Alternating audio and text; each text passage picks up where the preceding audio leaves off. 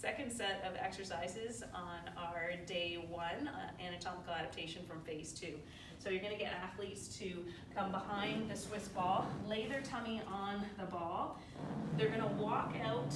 The further out they go, the more core control it's required. So ideally we're working towards getting onto the toes, but you as a coach have to decide whether or not they do have the core control. They also need the scapular control to push out of the heels of their hands. Core is set, and then, sorry, not a jackknife, we're doing a push-up. So from here, we're doing a set of 12 to 15 push-ups as the athletes can tolerate. Again, the more ball that we have underneath the body, the easier it is.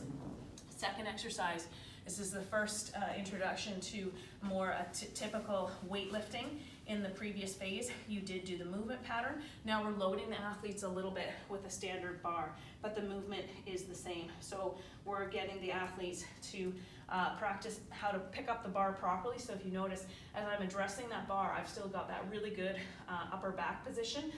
Don't let the athletes go towards the bar and pick up the bar like that. That is where injuries can happen. So right from the get-go, you're teaching the athletes how to get into their stance properly. So they're gonna pick up the bar. They're going to stand all the way up. That's not the exercise, that's just getting into it. From here, shoulders are set down and back, weight loaded through the heels. They're gonna think about pushing their bum backwards, letting that bar travel down just to below knee level, maintaining that good flat back. I can feel myself overarching there, so I just did a little correction. Again, you want that neutral spine with just a little bit of back extension. Then I'm gonna squeeze the glutes, still loaded through the heels, and pull back up. So it is a little bit of a load, say a 35 to a 45-pound bar, but the athlete should be able to handle that if and only if in the previous phase they had good form. So they have to be able to do this movement with a dowel effectively with proper form, and then you can start to load them. So 12 to 15 reps. If their movement looks good, then you can start getting them to go a little bit more explosively on the way up and then slowly control down. Again, putting the weight down, make sure they're doing it in proper form. They squat through the legs without getting into that thoracic round.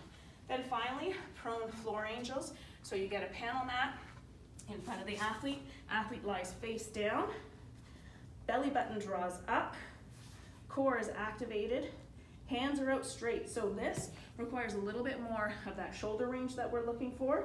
Shoulders set down and back, glutes are squeezed, and the athlete has a bit of a chin tuck, and they're bringing the arms forward and back without, as they come forward, you don't want to see their shoulders hike up, so they're keeping their shoulders set down and back, 12 to 15 reps. If this becomes not challenging enough, you can always raise the elevation of that panel mat to force a little bit more range of motion through the shoulder. But you're only doing that as long as the athlete can maintain good chin tuck, shoulders down and back, glute squeeze, good core activation.